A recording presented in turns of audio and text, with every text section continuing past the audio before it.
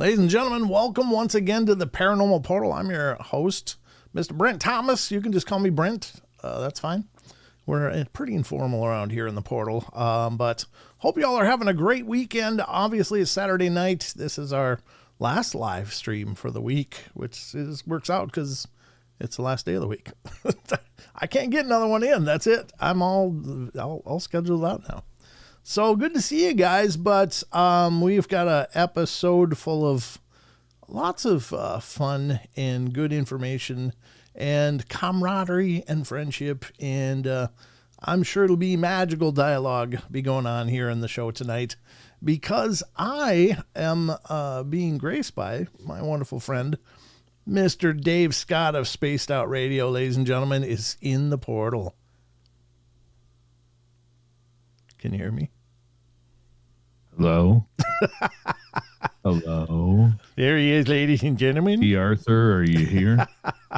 I am here. Ladies and gentlemen. If you're not familiar with Spaced Out Radio, you must live probably in a swamp somewhere or something. I'm not sure how you'd not hear about it, but it is an incredible show that Dave has championed and created and hosts, and they dive into all of the strangeness that we explore here on the portal. So, Dave and I met, I don't know, it was about maybe 6 months ago now or 8 months, but we've become fast friends and realized that we probably have an umbilical cord between us somewhere. But anyway.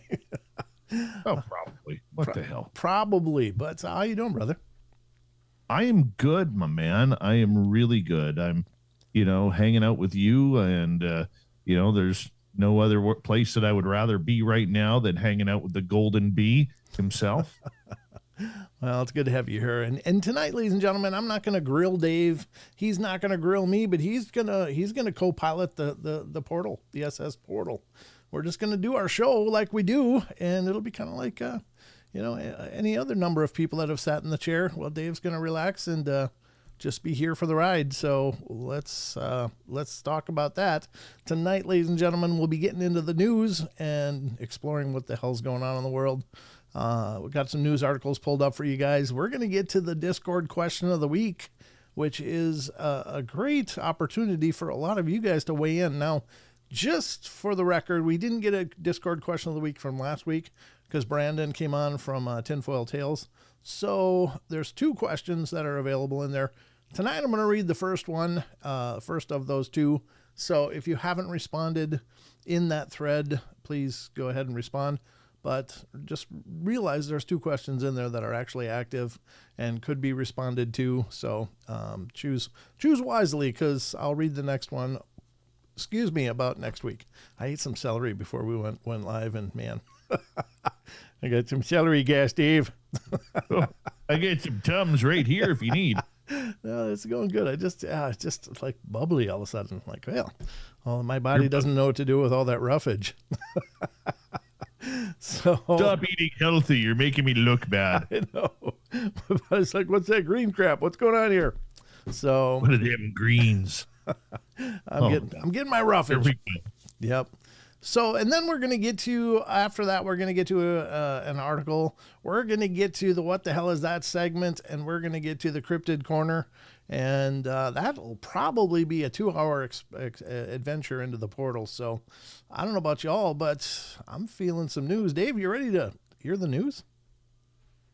Yes, I am. Ladies and gentlemen, it's time for the news.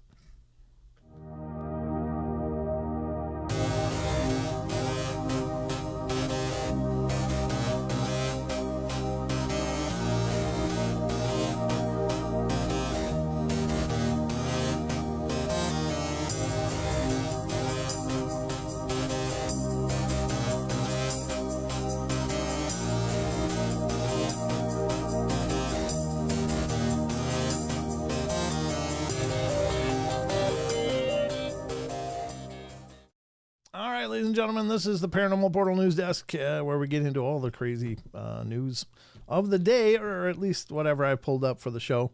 I'll, just for the record, this is about the only news I ever pay attention to. So I'm learning all the time along with you. I did turn on the Ghost Radar. You're right. It wasn't on. Thank you for the heads up from those of you in the chat. I appreciate it. It is now active. So we'll see if our third co-host decides to pitch in tonight and join the conversation. But all right, this is the news now. Obviously, throughout the course of the show, we utilize a lot of different sites, and I just want to implore you guys, please give these sites your love. Go visit them. Go give them your traffic. These are incredibly well done sites. These owners are doing amazing work, and they need your love. Your traffic equals revenue for these sites. Keep the lights on, so give them your love. And if you go over there and get involved in the message boards, let them know the Paranormal Portal sent you. All right, so I've got several articles pulled up. We're going to do a few of these, and we'll see what the hell's going on, because I don't remember what I pulled up even, Dave. That's the way I work. I don't know what I'm doing most of the time. There we go. Had a cough. All right, so here is the first article tonight, and we utilize a site called unexplained-mysteries.com, and this is the pinnacle of web news that I've ever found. And they do a lot of the news that we love here.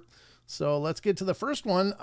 This is actually, Dave, have you ever heard of people, and I don't know if this is well known or not. It's something I had heard about years ago, but my cousin's dad was a doctor. And so I would always get medical information, whether I wanted it or not. But have you ever heard of a phenomena where people have gotten donated organs or donated parts from somewhere else, and it's had an impact on who they are? Like suddenly they changed a little bit. Have you ever heard about that?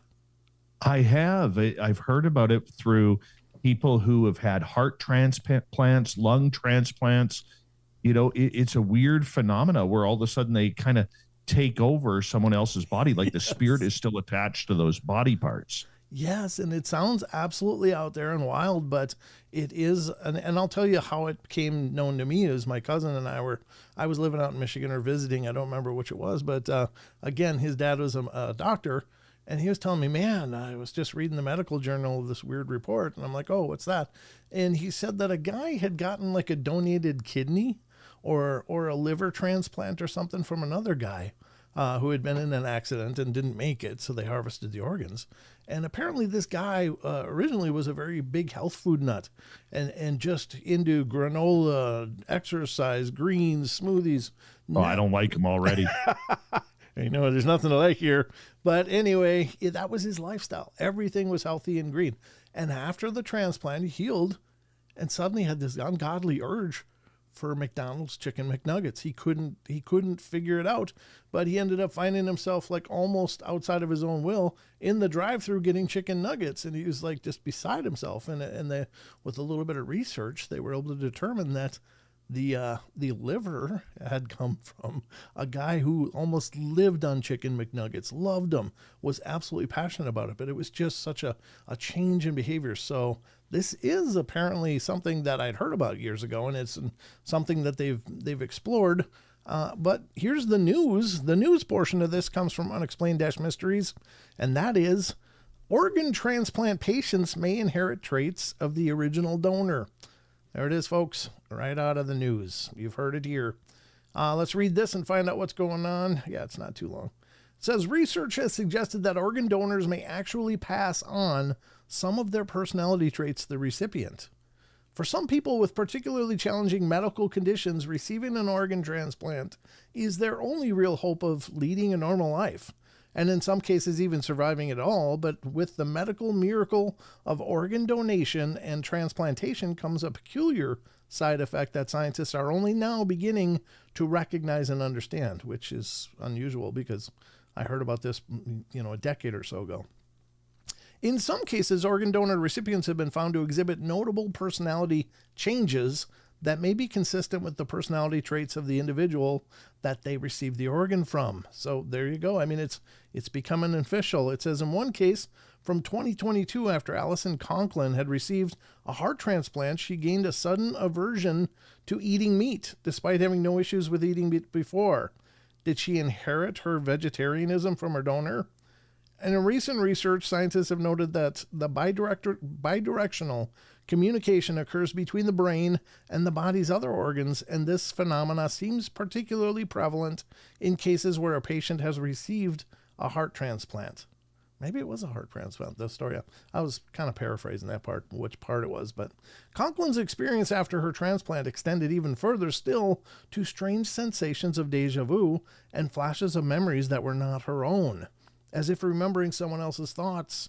She couldn't have simply heard about these things either, because recipients aren't given detailed information about their donors. According to a recent study, 89% of organ transplant recipients experience these type of phenomena. Clearly, there is something to this, but exactly how it happens and why remains unclear. There you go. You wouldn't think it, though, would you, Dave? Like, it's just a piece, a part. It's like taking a tire from a Ferrari and suddenly your Pinto goes 300 miles an hour. It's hard to reconcile, isn't it? I just couldn't imagine. I mean, it opens up the realm to so many different possibilities of how spirituality and consciousness really affect every part of the body. Yeah, good point. And I really believe in this. Mm-hmm. I think it's something that needs to be explored. There's definite science there. It may increase a different kind of science and possibilities of that. So I'm stoked by this. I really am, because I do believe that, if I think, let me just change. I've just had a power thought there and it hurts when I do. Okay. Sure. But I wonder if those traits are different between, say, someone who is passing away because of age and somebody who dies tragically, let's say in a car accident, or a piano falls out of a window and lands on their head. So I wonder if there is some sort of difference between that, because if it's somebody who, say, wasn't ready to die but does because of an accident, I wonder if that keeps an attachment more to those body parts than, say, someone who is, say, 89 years old and on their last breaths and says, hey, I still had good eyes, I still had a good liver, I still had good lungs.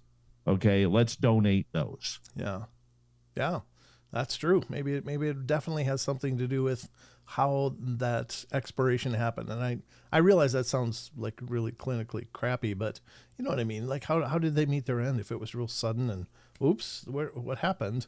And so the consciousness is kind of in disarray.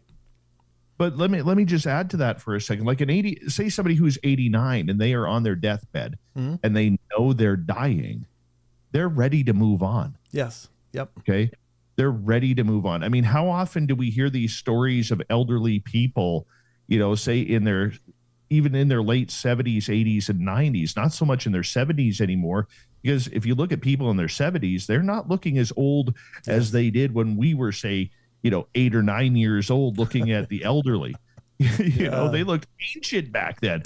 Today, it's not just because of plastic surgery, but we don't work as physically hard anymore, and life is a little bit easier physically on us. And I think people are aging more gracefully now than what they did. Oh, but yeah.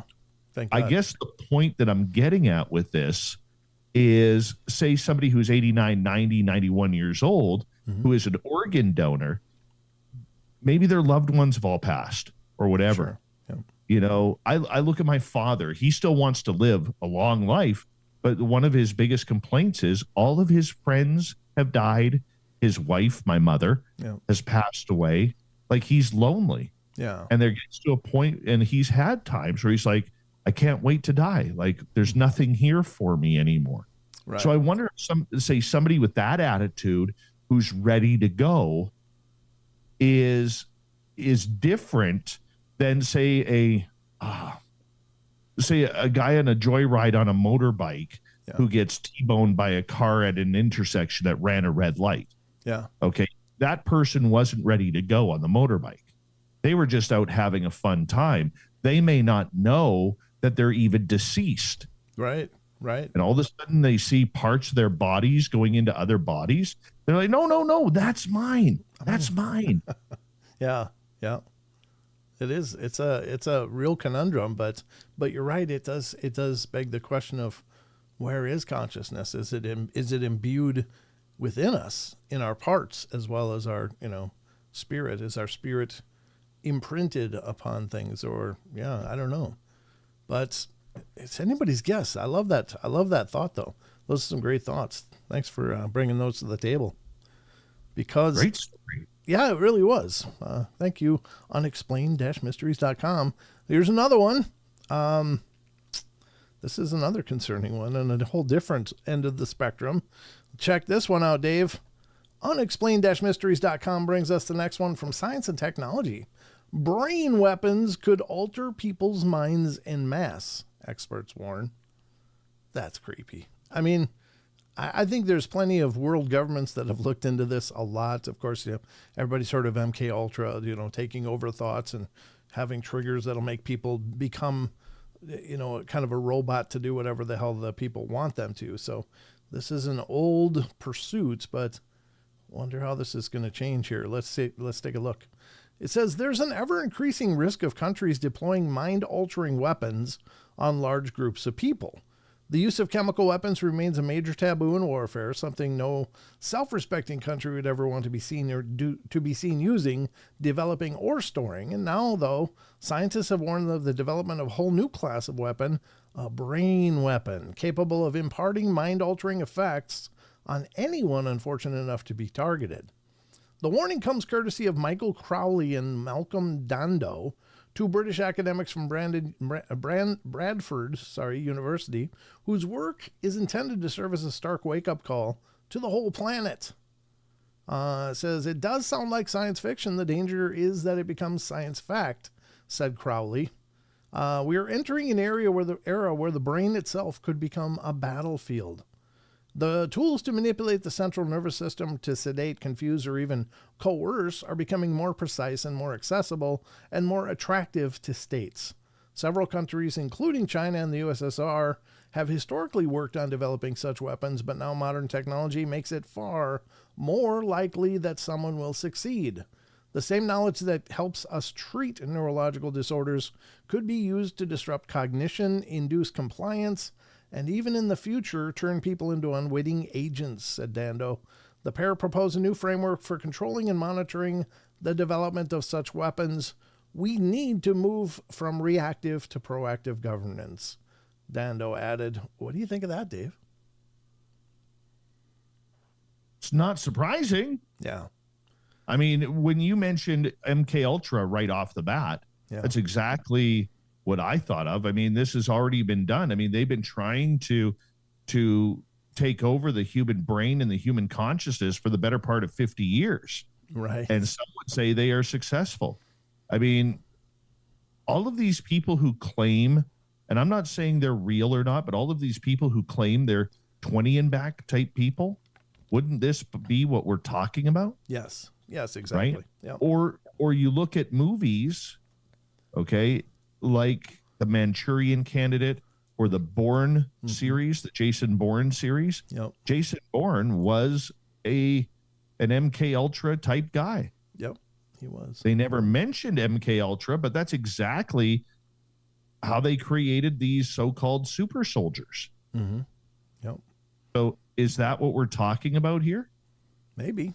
Yeah, I mean, it seems to be like, and it could be just absolute control. It might not even be always weapon oriented. It might just be placing people within government that will vote the way you want them to and try to get the policies through that your group wants them to get through. And maybe it's, I mean, I don't know, maybe that's already happening to a large degree, but yeah, it's scary. It's scary that there's the kind of hubris out there where people think, well, what I want is more important than what anyone else wants. So I'm gonna develop stuff to make sure I get what I want.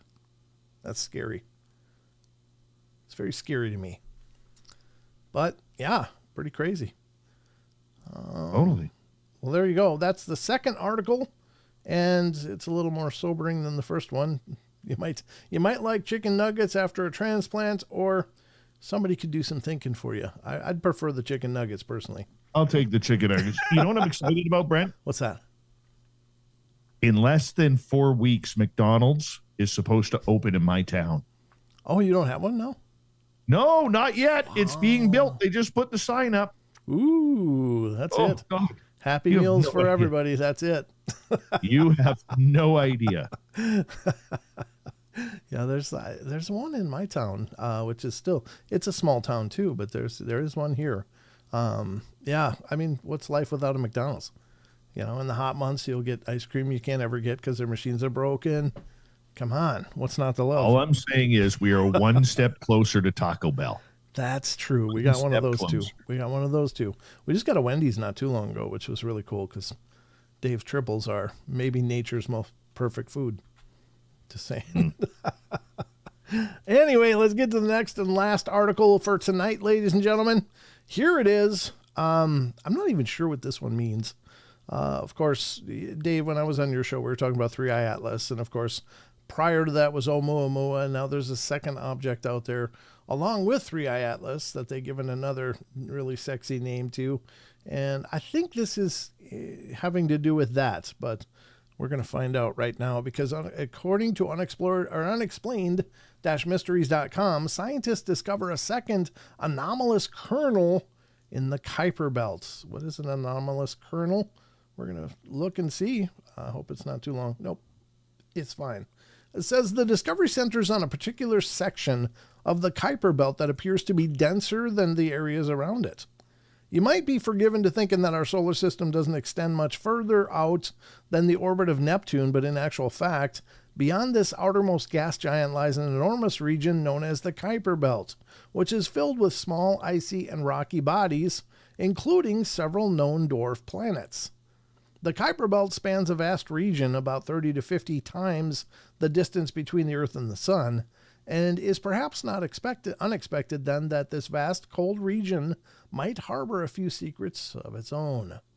Maybe this is less interesting than I thought, but we'll continue since we're already into it. Now, in a new paper, scientists outlined that how they used a clustering algorithm known as density-based spatial clustering of applications with noise, or DB scan, to search for parts of the Kuiper Belt in which the density of objects differs anomalously compared to the surrounding region. What they found were two such areas, one nicknamed the kernel that had been previously had been discovered some years ago, and another, the inner kernel, situated next to it. And both are located at a distance of around 43 to 44 astronomical units, which sounds really cool. I have no idea what the hell that means. The discovery of the inner kernel described here was achieved using DB scan in a conditional manner, requiring that DB scan recover the kernel and asking whether in those cases it simultaneously identified any other clusters, the team wrote. However, removing this condition, it's unclear whether the inner kernel and the kernel are a singular combined structure or actually two distinct ones. Exactly how these kernels came to form continues to remain unclear. One possibility is that the material clumped up due to migration of Neptune's orbit. As things stand, though, we need to wait for more data to find out for sure. I wonder what that means, though. What does any of that mean, though? I mean, does it sound I have interesting? no idea, but I can, if I can just jump in here for a second. Please, yeah. Okay. Articles like this really piss me off. Oh, okay. What's up? Okay. But let me explain why. Sure. Because it's important to get into old Davey's head here with the way Dave thinks. Very good. I don't like articles like this because they can tell us what is way out there beyond Neptune. Yeah. They can get the James Webb telescope to take these beautiful shots of other solar systems, exoplanets, everything. But they can't give us a picture of 3-Eye Atlas worth of crap. Okay. True. Yeah. Very true. And I realize that the 3-Eye Atlas photo, that's NASA. This is a university or a scientific study. I do get the difference. Sure. Okay. But with all the stuff happening on on this world with people pulling the wool over our eyes like NASA is famous for doing. Mm-hmm. I don't care about the Kuiper Belt, which I'll never see. Yeah. Okay. For our technology right now, that's still at minimum 100 to 200 years away Sure. of even worrying about that. And I realize I got to do the baby steps now. Yeah. Yeah. When we have things that are affecting this planet and we're worried about what's happening way out in the Kuiper Belt, it bugs me. To me, that is a complete waste of money, grants, taxpayer money. Don't care. Yeah. Maybe I'm wrong. Maybe I'm naive or too silly because I'm not educated enough on the subject. Yeah. But in a personal opinion, I wanted a clear shot of 3-Eye Atlas. Me too. Not a pixelated version one or not a motorcycle headlight in the fog. Yep. But they could sure the hell break down a sequence in the Kuiper Belt. Yeah. Which is 50 to 100 times further than 3-Eye Atlas. Yeah, it's really strange. It's super strange, and I don't understand it at all. But yeah, you're right. That's a great point. I mean, let's worry about the things that are shooting around close to us that we maybe should have an idea what it is, rather than whether there's dense clusters in the Kuiper Belt. That's never going to affect us, or at least probably not in any way that we can, understand. So I don't know. Yeah, I'm with you. That was a huge disappointment. The whole 3-Eye Atlas official NASA coverage has been absolutely laughable, as far as I can see. And I don't know what the hell they're doing, but there's a bunch of people just, anxiously grabbing their own ass cheeks for some reason, and they're not sure what to do about it. So there you have it. That's our money at work right there. Absolutely. But, ladies and gentlemen, this has been a presentation of the Paranormal Portal News, and I think we are doing exceptionally well. It's nice to have your commentary too, Dave. I appreciate it, man. It's cool having you with me. Oh, no problem, buddy. All right. Oh, sorry. I got to go now. I'm done. Just came for the news, folks. Just came for the news. Ladies and gentlemen, Mr. Dave Scott. All right. Let's get back to the rest of the show.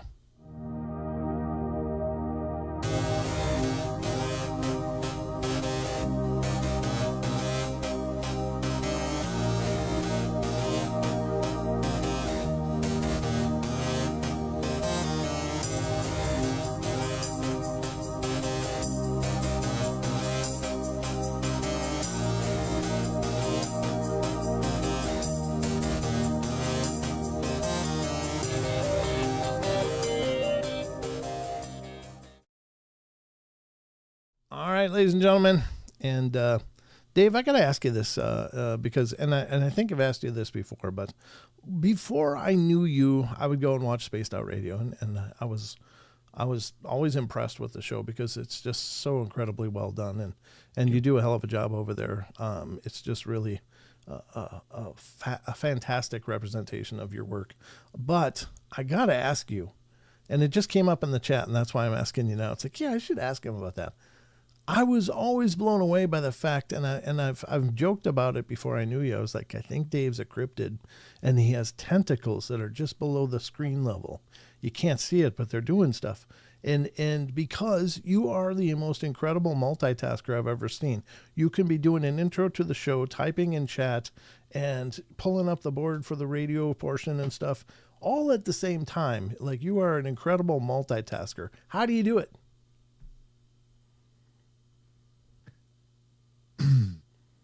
My music and everything is on a program called Radio DJ, which makes life very easy for me. So I don't have to touch any of those buttons. Oh, okay.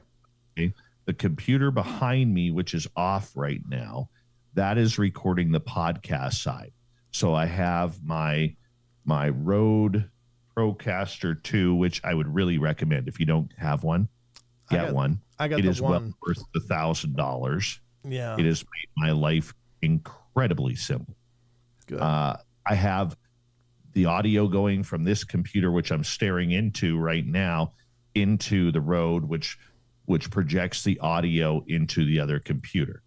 Oh, nice. So I don't need to worry about that once I press start, because I press start at the beginning of the show, if I remember, which is rarely that I forget. And then at the end of the show, I hit stop. Okay. So that's the easy part. So I don't need to worry about that. It's just a matter of on the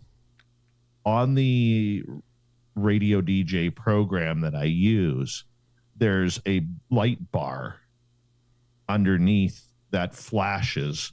So when it starts to flash, I know I have 1 minute or 30 seconds to all of a sudden wrap up. So if you see me, and I'm kind of looking this way, I'm actually watching the monitor. Okay. What am I firing up next? What do I have to do?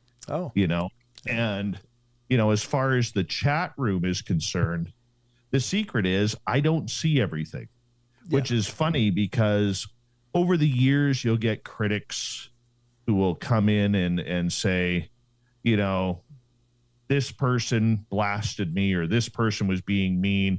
You should deal with that. And I'll be like, where? Like, I didn't even see it.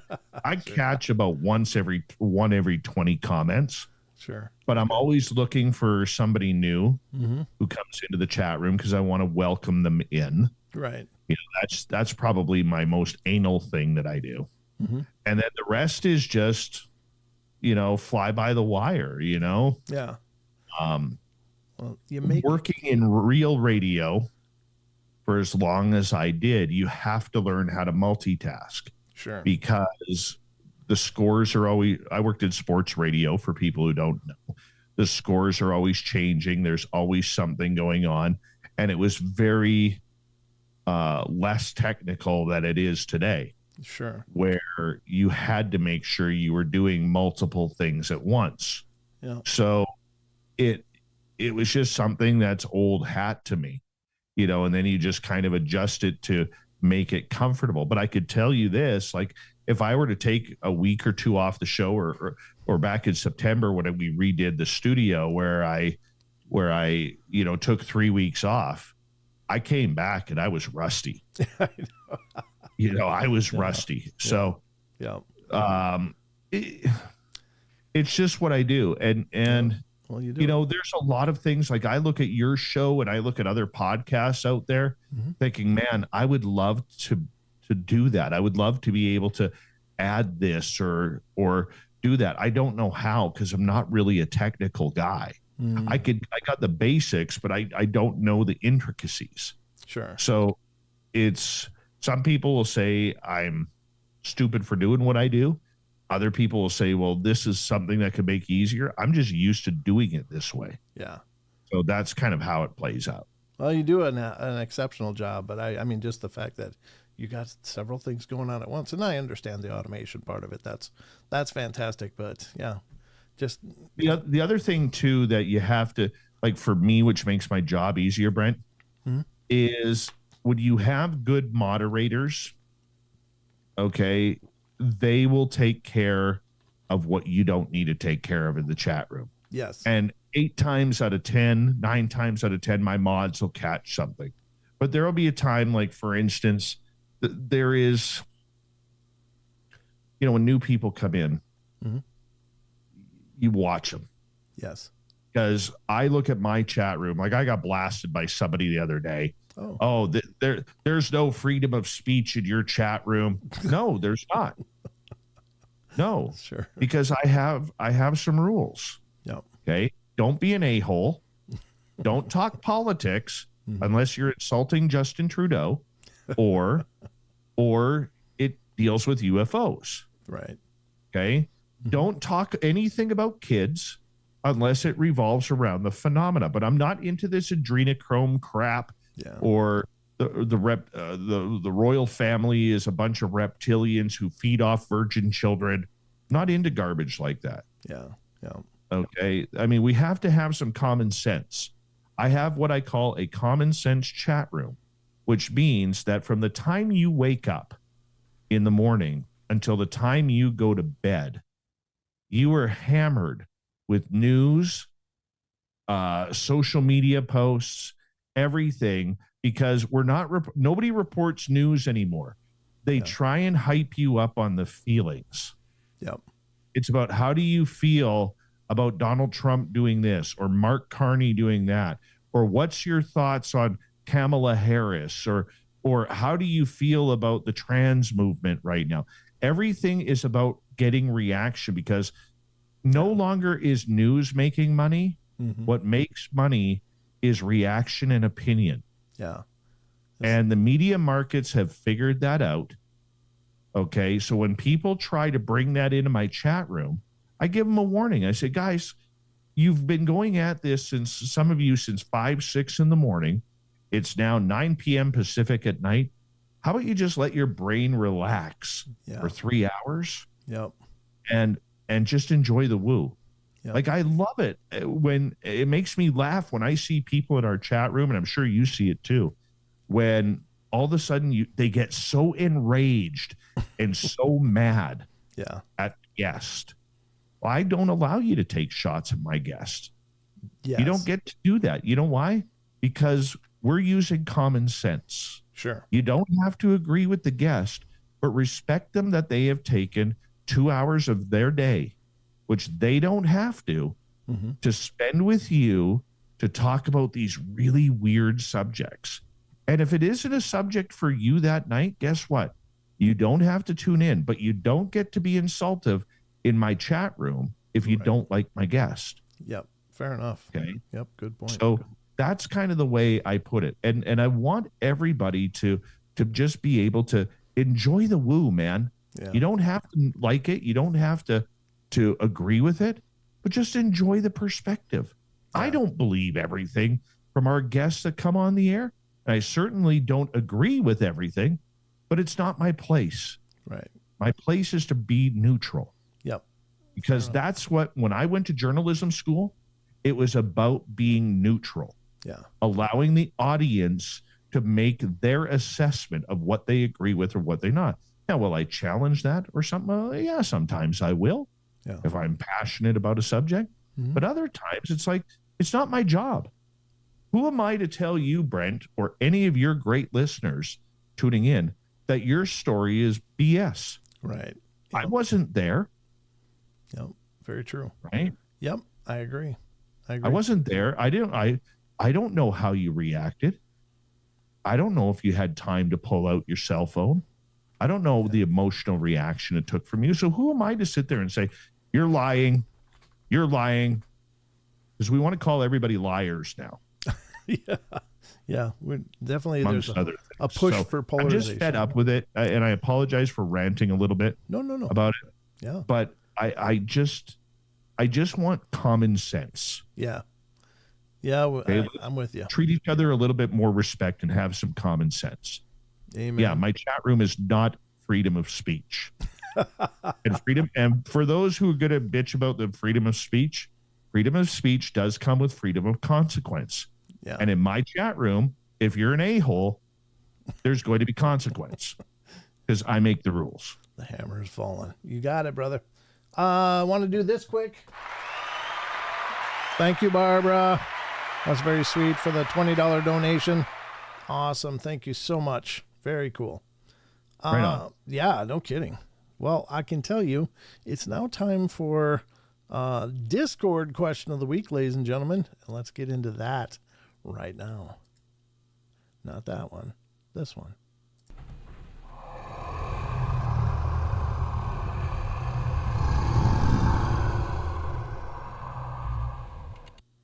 All right, ladies and gentlemen, if you're not familiar with this, the Paranormal Portal does have a Discord server, and it's not hard to find. Rachel just posted it in the chat.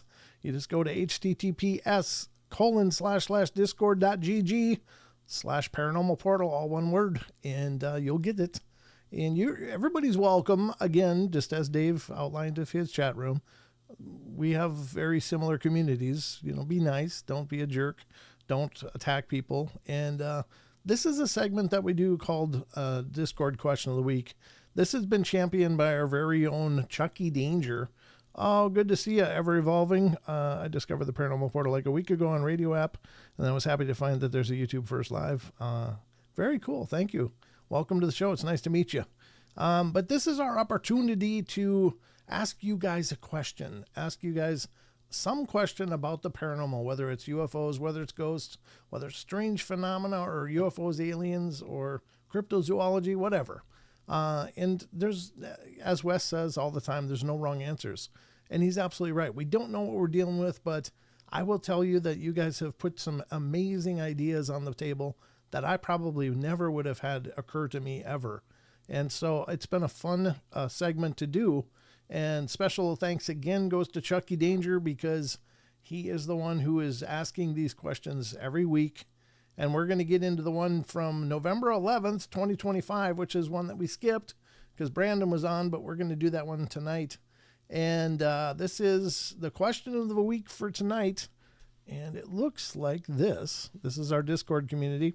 For those of you who may not have seen Discord before, yeah, and you're welcome to join again. Once again, we love having you guys over there. Question of the week. Sometimes the most strange paranormal events, are one-off encounters with strange creatures that are never experienced again. An example of this would be the Loveland Frogmen, bipedal frogmen that were seen holding what looked like magic wands. What do you think of these unique events? Do you have any examples of those one-hit wonders? Perfect question. And that's something that's always kind of cooked my bacon as well. And I'm sure it's true for you too, Dave. These one-off events, like what is it? The Flatwoods Monster is another one that was just kind of there, and people had an experience for like a week or two, and then it was just gone and never to be seen again. And the Loveland Frogman, the Dover Demons, kind of like that too. It's just this real pocket of experiences, and I think it's fascinating. Do you have any thoughts on that first, Dave, before we dive into people's responses? It's part of the mystery that makes this so fun. Yeah. These obscure cases, the Kentucky Goblins were another one. Yep. You know, where they were just there and then they were gone. I don't understand it. I don't get it, but man, does it intrigue me. Right. It really does. Yep. Yeah, me too. So let's see what you guys had to say about this, and if you guys had any others that you thought to add to the conversation. So first up comes Patty Troy, and she says, the Sundown Clown is a very interesting one-off story, but almost everything we experience paranormal, in my opinion, seems to be very unique. I don't think I've ever heard of Sundown Clown. Have you, Dave? No, I've never heard of that. No, me either, but I'm going to have to look into it now. Sundown Clown. That's going to be a topic at some point in the show.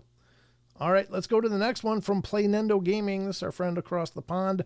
Single unique sightings feel more honest to me. Yes, looking at many reports helps us to rule out impossible things, but for someone to step up and describe something totally new, they have to be so brave to face total disbelief. That courage helps us quickly see if they're completely wrong or right on the money. Yeah, I guess that's a good take. I hadn't really considered that. That's a very good take. Yeah. All right, let's go to Eric the Wandering Purple Hobbit, and he says, interesting stuff happens all the time. I often wonder how many happen and aren't reported. Well, yeah, there's that. That's a great point, because I'm sure, Dave, that for as many reports as we know of, there's probably multiples of 10 that are actually happening and never getting told. Would you agree? I would agree. And do you mind if I give an example? Please. Yeah, by all means. Okay.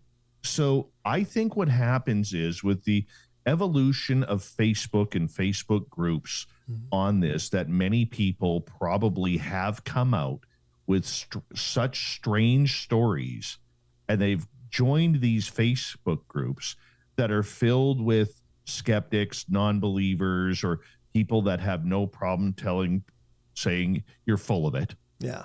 Okay. And they've went and posted in this, maybe in one or two, got a very negative reaction and said, screw that, I'm out. The example that I have is about 7, 8 years ago, I was approached by a guy via email who had these incredible photographs of fairies in his yard.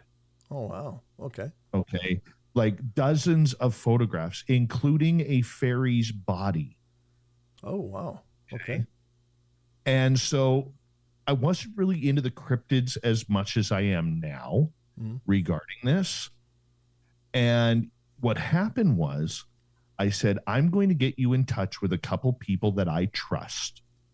And let's cover this story up for right now until we can figure out a proper way to debut it because I wanted to go there. Okay. I was going to catch a plane, fly to Winnipeg, Manitoba, where this guy lived, and I wanted to see these for myself. Right. So I contacted the crypto guru, Ronald Murphy, and I said, Guru, you got to see this. I need to get you into this conversation. Sent him the photographs. I said, this is for your eyes only. And he was like, oh my God. Like, it was incredible. Right. Absolutely incredible. The next thing that happens, so we had a long conversation with this guy. And the next thing that happens, he puts it all over Facebook. Oh. And he's putting it in dozens of groups. Look at my photos. What do you guys think? Oh, no. And he just got torn to shreds. Oh, wow. To the point where like 3-4 months later, none of us could get a hold of him. Oh. And even in between that, both Ronald and I had spoke to him and said, Bud, what are you doing? What are you doing? This is what we told you was going to happen. Yeah. This is what we were trying to protect you from. And yet you went and did this. Now you're finding out for yourself. And he vanished from there. Just never. But these photos, I'm no photographic expert, but I sent it to one photographic expert that I knew at the time. Okay. And this guy was like, you got to be kidding me. Where is this place? Oh, these are real. No kidding. Yeah. Wow. That's so sad, though. It's such a feeding frenzy online for this kind of stuff. Yeah. Yeah. Wow. But that's what happens. How much of, and that goes to your question though, Brent, how much of these stories or these encounters have been gobbled up by the jerks of this community and scared people off saying, well, these people are now, well, I did reach out on some Facebook groups and, nobody believed me. So I just said, heck with it. I've heard that story too. Sure. Yeah. Not about cryptids that we don't know, but like of their Sasquatch encounters, their ghostly encounters. Okay. I'm preaching to the choir when I say this, but too many people have become internet tough. Oh, yeah. Yeah. They get their keyboard muscles. Yeah. Yeah. Yeah. They flex their fingers like, look at that, man. Look how strong my fingers are. Right. Home row, baby. Home row. Yeah. Yeah. Let me flex for you. Right.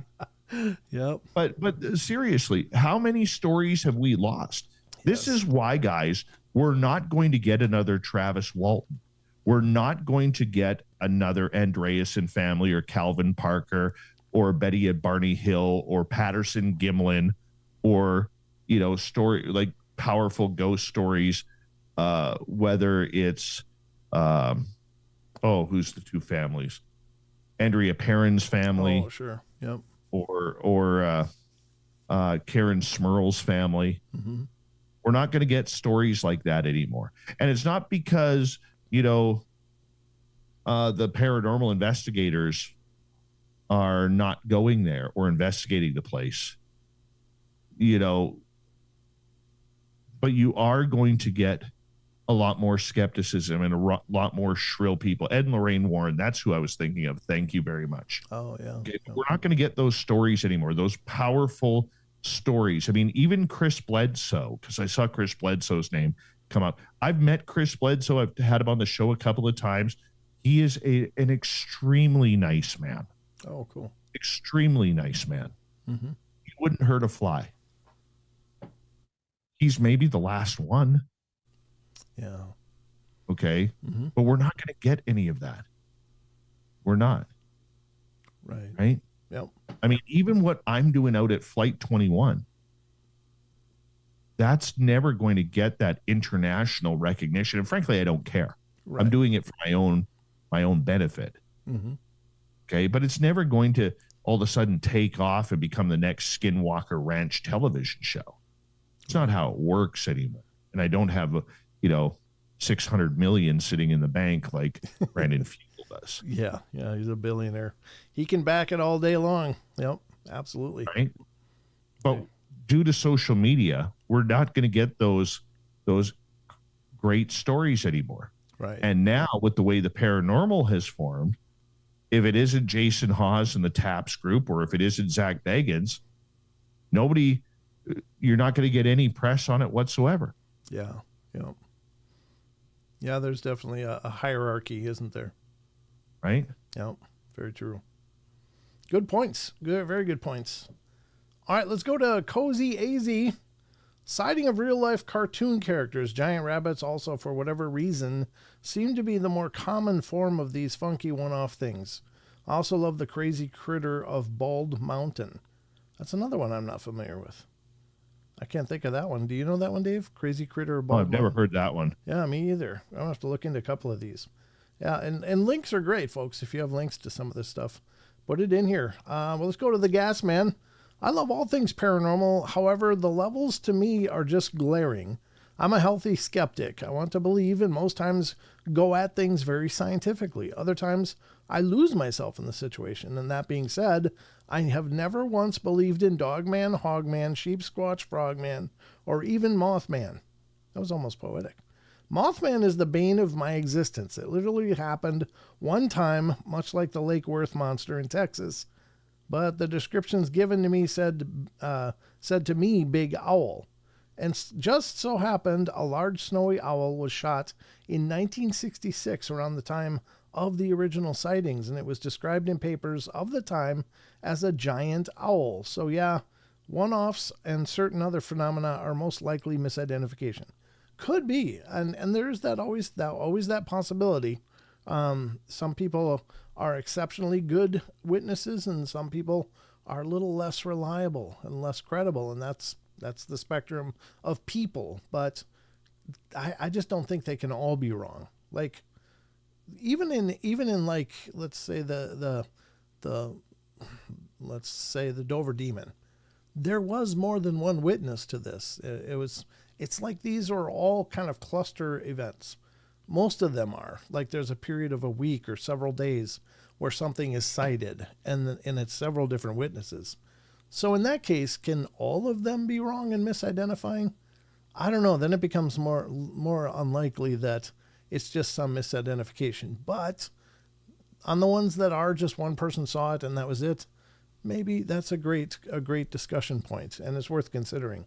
Because again, I think you got to look at this stuff with a healthy dose of skepticism. It's just important. And if it still stands up after challenging it skeptically, then you really got something. So I think that's fine. Let's go to Annie Manuel. The first time. Can I respond to that for a quick second? Oh, please. Yes. I'm so sorry. Yeah, go ahead. What's the problem with believing? Yeah. Well, I mean, there's certainly no harm in it. This is something that I battled at Flight 21. Okay. I've never been an investigator before. Mm-hmm. I don't consider myself an investigator or a researcher. I'm an enthusiast. But I decided to step into the investigatory research realm with Flight 21 as extremely amateur as I am. The only thing that I have ever done investigative is journalism. Okay. Which is much different than learning an entire field like how to research cryptids, how to research ghosts or UFOs or whatever. Right. I'm the kind of guy, man, when I go out, I'm just hoping to see it experience. And if I can catch it with my eyes, I don't care about my camera. I don't care about my microphones. I don't care about anything. I'm just there to take it all in and say, man, I can't believe that happened to me. And I enjoy that experience for what it's worth. Yes. But one thing that I learned through transitioning to an extremely amateur researcher is that I didn't realize how skeptical I was until I put my research hat on. And the one thing that I have learned from all of this is the people who are having the experiences have already gone through all the skepticism that you could figure out. Because when you have an experience, it is traumatizing. Mm-hmm. It is elating. It's scary. It's unbelievable. You go through a plethora of emotions when that happens. Yeah. It's not just all of a sudden, oh, that's a Bigfoot. Did you hear that brisk through the trees? That's a Bigfoot. No, in my area, is it a bear? Is it a moose? Is it a wild horse? Is it a cougar? Is it a deer? Is it a rabbit? Is it a whatever it may be? Yeah. You're going through the list. Okay. Most people who are researchers or have the experience have already deciphered, okay, the majority of them. When I say the majority, I'm saying probably 90-95% have already taken the skeptical realm to try and make sure that nobody pushed the chair in the kitchen. Nobody was knocking on the walls because there was nobody else in the house. Okay. They know the difference between their walls creaking and somebody slamming a door to the bathroom. They already know that. And I guess what I'm saying when people, I'm going to use the wrong terminology here, and I don't mean it to be insultive, but I'm going to say when people hide behind the words, I'm a skeptic, it's because they're trying to be pragmatic with their answers. They're not thinking that those who've experienced it have already gone through the skeptical side of trying to decipher what it isn't rather than what it is. And when they've gone through their personal checklist, then they're like, or like me at Flight 21, like, I think this is what it may be. Yeah. The example I have, and you've heard me tell this story on Spaced Out Radio, is the weird looking feces that we found. 3 months later, it still has not dissolved. Oh, It is still not decomposed. yikes. How does that happen after 3 months? I've seen moose droppings. I've seen horse droppings, bear droppings, mountain lion droppings, wolf droppings, all sorts of droppings in that area. Yeah. Yet the one piece of feces that me and my wildlife people cannot figure out, it is not decomposed. So do we write that off as horse crap or a different kind of bear poo? I'm not a scientist. Did we collect some? Yes, we did. Okay. It's sitting in a freezer. I'm waiting to find a scientist to tell me maybe it is a bear. Maybe it's something else. Right. The moving skunk smell. Guess what? My forests up here don't have skunks, and they don't have skunk cabbage. So what is the skunk smell running through my forest where I investigate? Yeah. Right? Yep. I'm not automatically saying it's Bigfoot or Dogman. Right. I am saying that it doesn't add up to the animals and nature's animals that patrol that area in that what they would project. Sure. I think it's maybe more 50-50 of the people that are actually challenging the experience versus known possibilities and stuff, because I've certainly seen both ends of the spectrum on that. I've seen people that are very diligent about looking at what happened, testing it, and looking at possible explanations and testing and theorizing, testing, and really doing a great job at it. And then I've seen the other side of it where there's orbs all over your pictures. Those are loved ones, and there's no there isn't a critical process to it. It's just a confirmation bias, and so I've seen both sides of that. But I get that, but Yep. Brent, at some point though, you have to be able to give in and just say, you know what? I'm going to accept that for what it's worth. Sure, There's nothing wrong with that. And unfortunately, I'm not saying you, right? but I'm saying me in this community are more wanting to step on someone's throat than they are to say, well, that's interesting. You take the BFRO, okay, the Bigfoot Research Organization. Everybody looks at them, if they're not involved in the Sasquatch field, everybody looks at them because they have the TV show Not Finding Bigfoot, okay? Everybody looks at them as kind of like the standard, the litmus test. But when you delve in deeper and know that their so-called scientific statistics are skewed because they will not include any reports of Brent Thomas saying, I had a Sasquatch encounter. I was 55 feet away from this, and this being literally vanished right in front of me. And then a UFO flew over 2 seconds later, a big black triangle, they're wiping your story because they do not believe in the woo. But yet they're supposed to be scientific. And yet they're wiping cases that are reported to them. Mm. Okay. And that is not allegedly. I've got that from numerous BFRO investigators. Sure. Okay. Yeah. So when you have people out there who are trying to command what is truly happening, and those stories that are not allowed to come out, how are we moving the ball forward? Yeah, but at the same time, I think we do have to apply at least some Agreed. Some litmus tests to this stuff, because there's a lot of claims out there. How many pictures of a shrub, shrubs, and there's 50 Bigfoot in there, just with all the red circles. It's like, well, maybe not. That's and I agree. We are our own worst enemies. There are that small percentage of people who are so zoomed into that plant that you can see pareidolia of 75 different Bigfoot and alien faces in a green tree. Yeah, exactly. Okay. I do get that. Yeah. And I'm not trying to put that down. No, I know we're both probably saying the exact same things. Yeah. Absolutely. Yep. We're just coming at it from different angles. Yep, absolutely. I do think you're right, though. And this is a metric I always use on the podcast. I don't consider myself the arbiter of truth. Like, just even if there's and much like you, I can't get my head around every claim out there, but I don't discount that people had an experience that it's important to them and they want to share it, and that will always give them a platform to do that. But some of them are hard to get my head around. But I'm just going to quickly disappear for a minute. I got to go see why my dog's barking upstairs. Actually, make sure there's air on my patio or something. Yeah, sure. I'm going to move through the rest of this question, and then I'm going to go to like a 3-minute break. Very good, sir.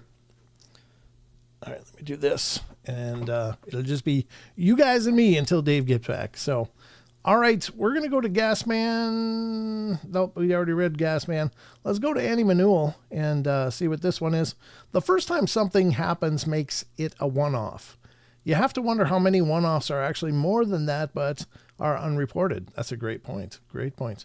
Or people think their experience is singular because they've never heard of anything else. Or they want to feel special and believe, and it's only happened to them. You'd really need some sort of survey to see what's what. No, I don't personally know of any unique experience. Good thoughts. You're right. I mean, we can only say it's a one-off due to we have one report of it, but you're right. There might have been many other people that had experiences that were, either unwilling or uninterested in coming forward. Let's go to Rachel. I've been thinking of these one-off witness sightings as possible. Missing 411, but the creature or creatures are beings that were taken out of their own world and somehow found themselves in our world. There's probably many examples that occur each year, but as these events happen, it's more likely to be eyewitness remains silent eyewitness. Many people may forget to record on their phones and fear being labeled as crazy to report or share their stories with police. Good point. Family or friends. Not everyone knows about paranormal groups that would take them seriously, or if they knew about the groups, they don't want a group of paranormal investigators walking around the sighting area, creating curious questions from their local community. Then the eyewitness may get called out and labeled crazy anyway. Yeah, that's true. Very true. All right, we got 2 more. Karen Alberding says, I have no answer to this. My mind is drawing a blank. However, my hubby did see a giant bird-type creature, taller than the van he was driving, on a highway somewhere in Nevada, Utah area, and I really need to get more details from him on that. Yeah, please do. I'd love to share that on a listener email story if you can, Karen. Send it in. I think it was probably a thunderbird due to the size, and he said it was huge. Wow, that's fascinating. Very cool. And Barbara Moore closes out this question. I think a person's state of mind in a specific moment can fuel what they are experiencing. Their senses might be heightened and see the physical appearance of a sheep, dog, cat, or exaggerated into what they are feeling. Sure, we are the filter of our own experiences, so we are probably impressing some of ourselves on these things. That's a good point. It happens during dawn or dusk, especially dusk when the shadows can be distorted. And unfortunately, I have no personal experiences I can offer with the exception of 2 hairy 4-legged beasts that end up stealing my pillow and blanket at night. If I made up a cryptid, it would be called Push Pull Beast that has 8 legs, 2 heads, steals my bed, and is always hungry. I've got a few of them here, as a matter of fact. So very cool, guys. This has been the question of the week. As such, I think we're going to probably take a quick break because I got to go use the facilities. So we'll be right back with more of myself and Mr. Dave Scott in just a moment here. And until then, get a load of this.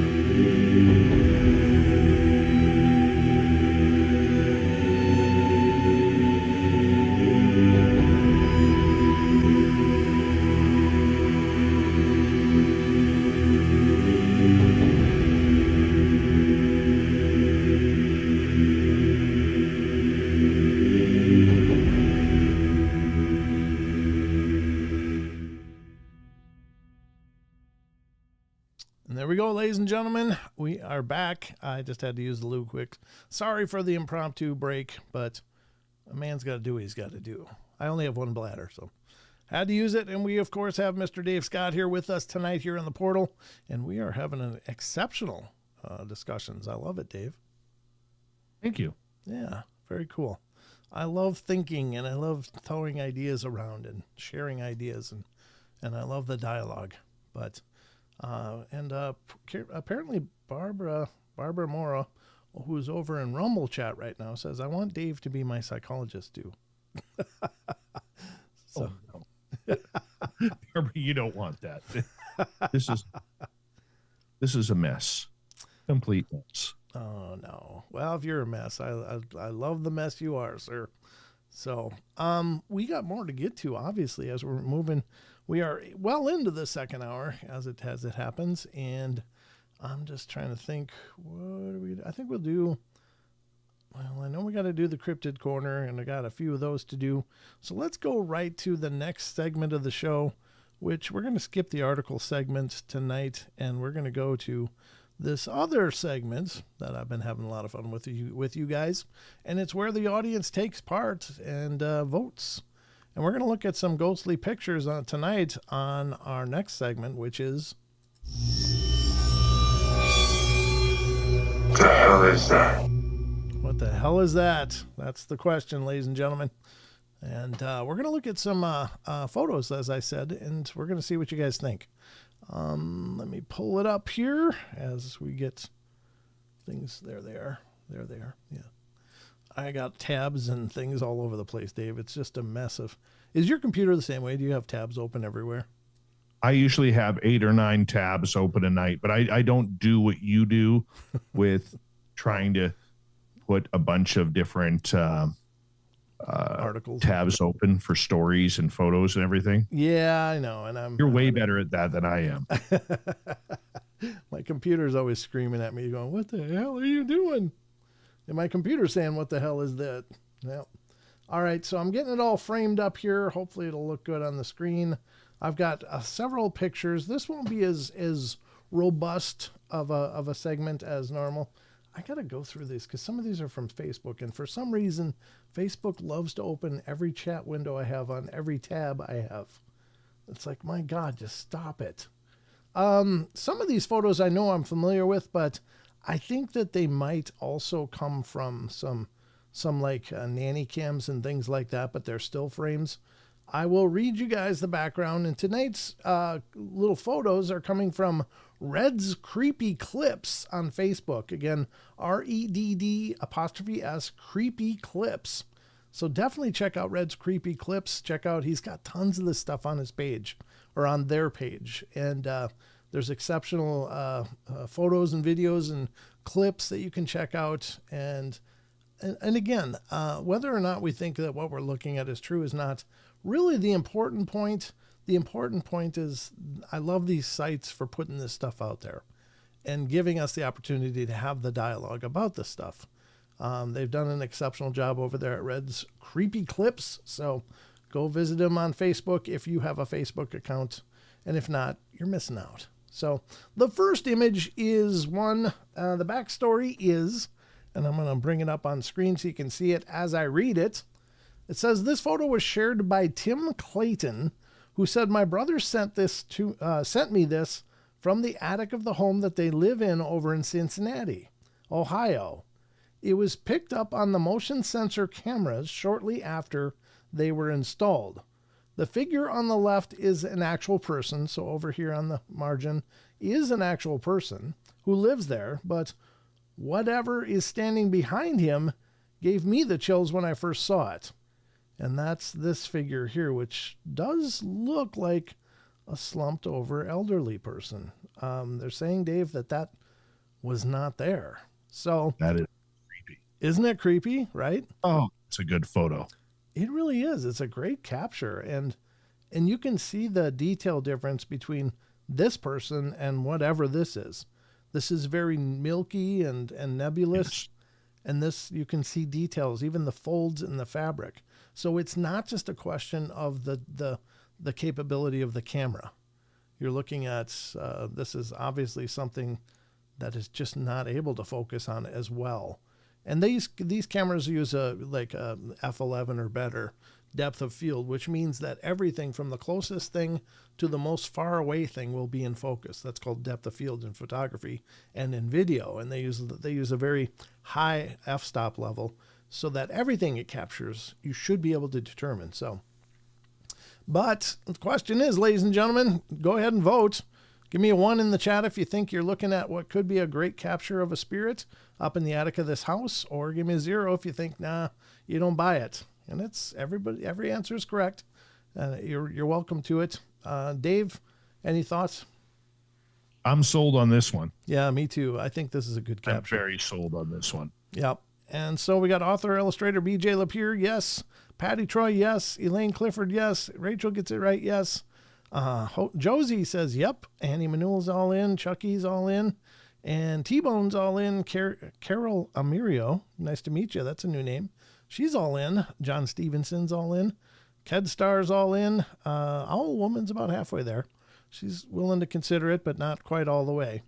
Looks like Car Juice is all in, and I haven't seen Barbara's vote.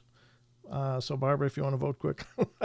But I think we're pretty much all in agreement. Hooking Good Creations by Tina is all in on this one. Barbara's halfway there. 0.5 only because I've been distracted. No worries. That's fair enough. And there aren't any wrong answers. There's no wrong vote. There may be something you're seeing that I'm not seeing that makes it less credible, or you can have a better explanation for what we're looking at than what we're given. So yeah, I love this one. I think it's a great capture. So we're going to go over to the second one now, which is this one. And the backstory on this one from Red's Creepy Clips is the owner of this photo wrote, "This is an authentic photo taken years ago. The girl you see wasn't in the room at the time. Only 2 adults were present. The building itself carries a long and storied history. Believe it or not, the picture is genuine." So I guess they're saying this is genuinely what looks like a glowing apparition, almost a little angelic thing. Very small, though, as you look at the person for context, unless she's way, way far back. But judging by this chair back and the curtain, this looks like a very diminutive person. But could it be some angelic or fae or something else? If it's a person, that is the most albino person I think I would ever have seen in my life. So what do you guys think? Mr. Dave, what do you think? To me, it looks like a little girl. Yeah, it does. Yeah. I think that's human. Okay. So you think this is just a human? I think that's human. Just maybe the way the lighting kind of. Sure. To me, it looks almost like Photoshop lighting. Yeah, I think this photo is pretty old. I remember seeing it years ago, but here's an Apple logo. Funny you should say that. An upside down Apple logo here. I just saw that now when you said Photoshop. I don't see that. Is it not? Right here is the bite out of the apple and the leaf. It's upside down. And this is the rest of the Apple logo around here. Okay. Yeah. So that is kind of funny. Now that you say that, it's like, well, obviously the Apple logo isn't on the wall back here. So that's maybe we're looking at some kind of hoaxery. Looks like a lot of you guys think the same. I don't see anybody believing. Annie Manuel says it's Shirley Temple.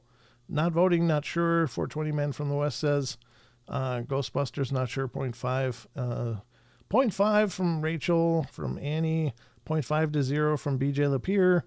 John's not buying it. Last Light's not buying it. It can be genuine, but edited, sure. It sure could be.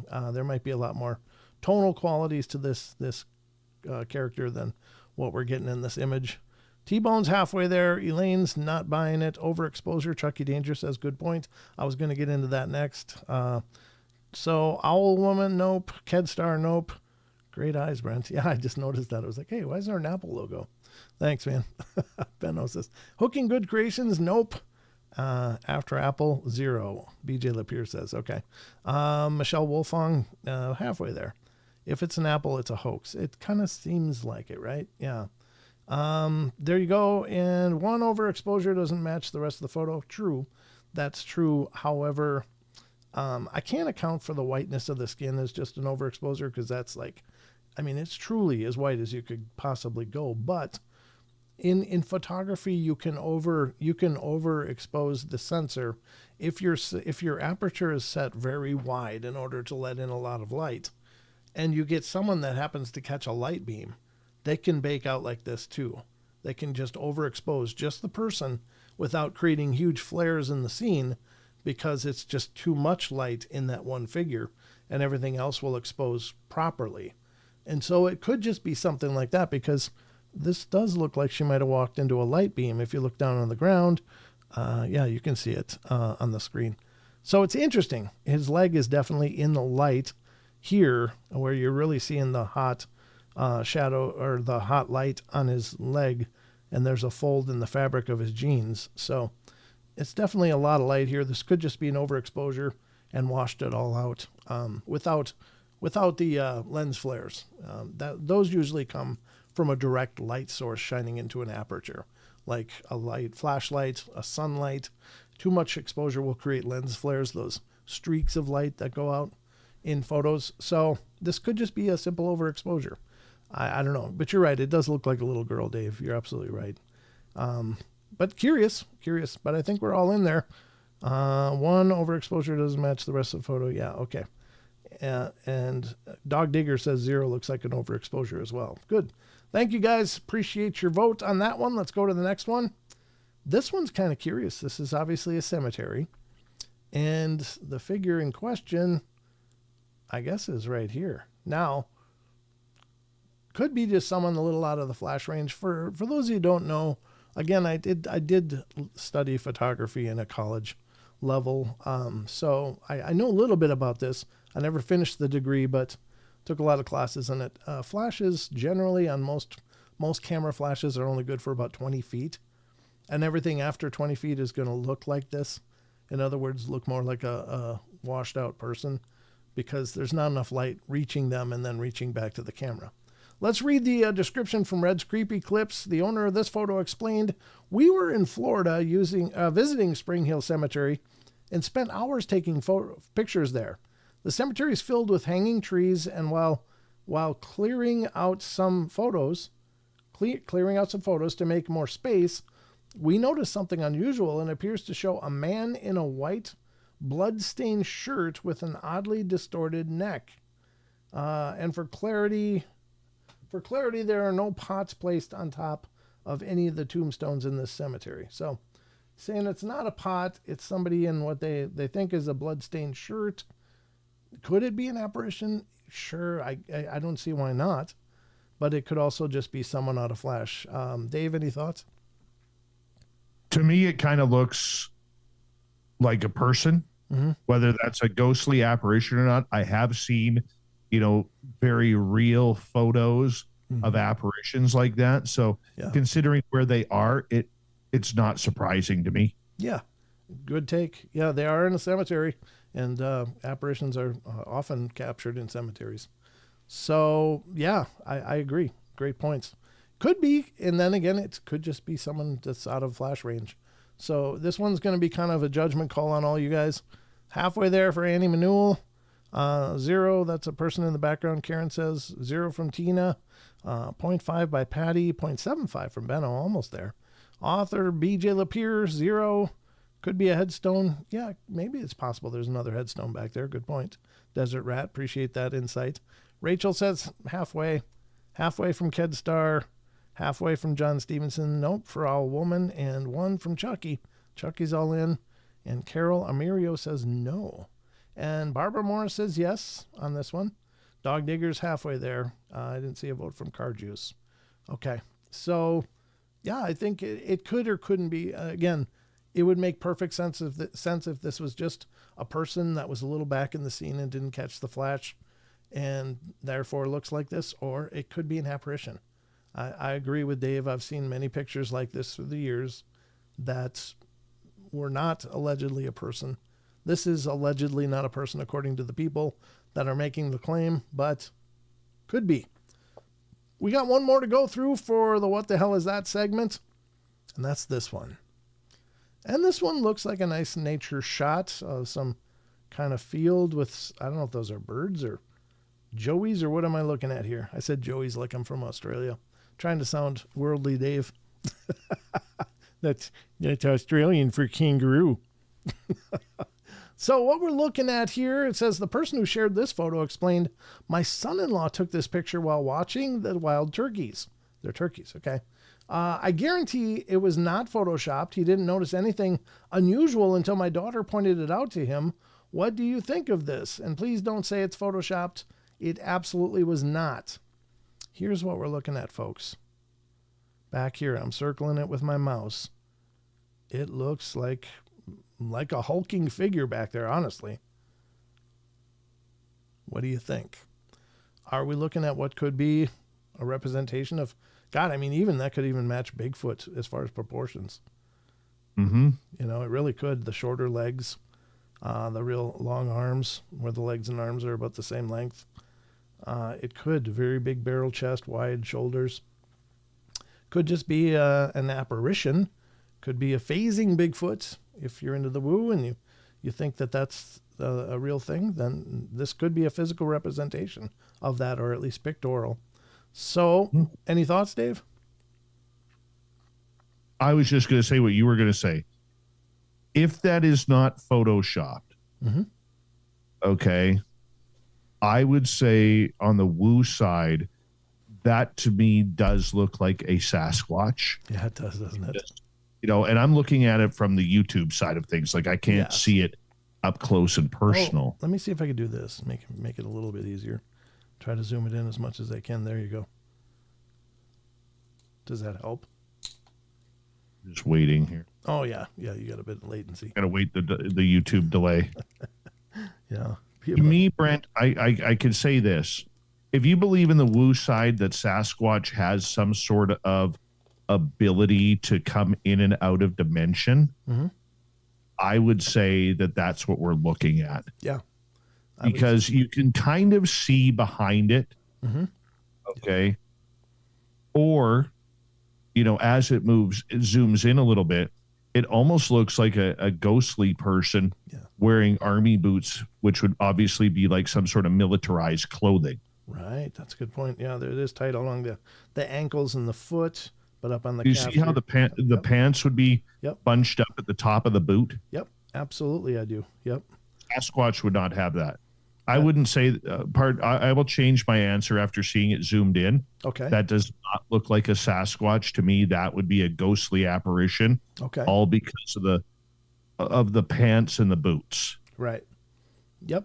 I think you're probably right. I now that it's zoomed in, I really see that as well. Proportion wise, it does have exceptionally long looking arms on both sides, and the legs are about the same, which would put it in that sweet spot for the body proportions. But you're right, the bunched up hair or bunched up clothing or fabric or fur, and then nothing below is very suspect for what I would expect to see a Sasquatch. Should be just basically a straight line down. I will say, as we're zoomed in as well, I am impressed that it even looks like the pixelization is uniform. So a lot of times in Photoshop, you'll have the alterations will look so much more pristine when zoomed in than the surrounding pixelized view. But this definitely seems to match. So that is at least suggests a little more that there is a possibility this is real. I would agree with you. Yeah. What are you guys saying? Let's take a look. I kind of missed the votes. Looks like we've got pareidolia possibly from T-Bone. Annie Manuel's nope. Semi-transparent layer on top in Photoshop. Yeah, you can layer in Photoshop. I do that all the time.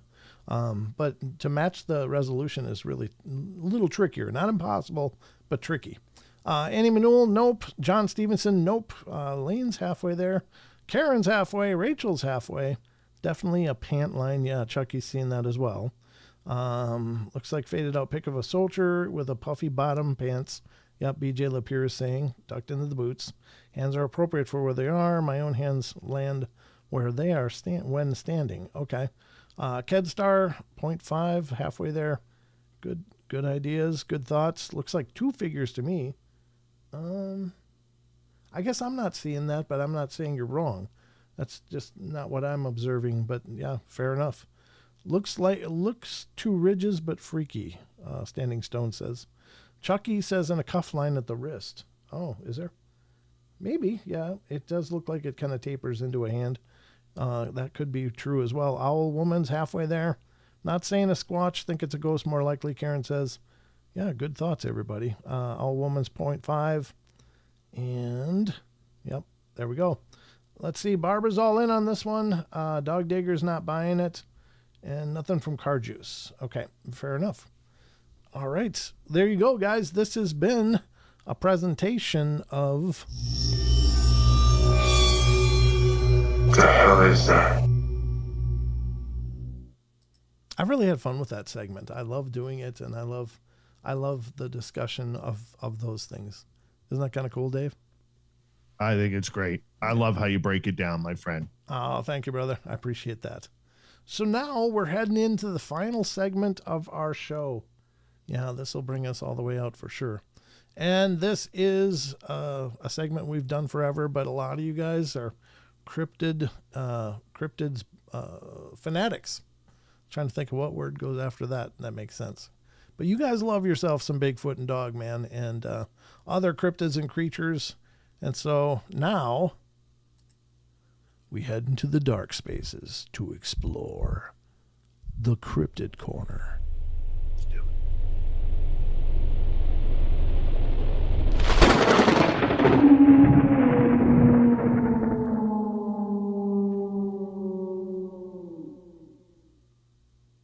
And I'm actually remembering to turn them off, Dave, so the next time I do my show, I won't have all these stingers flying out all over the place.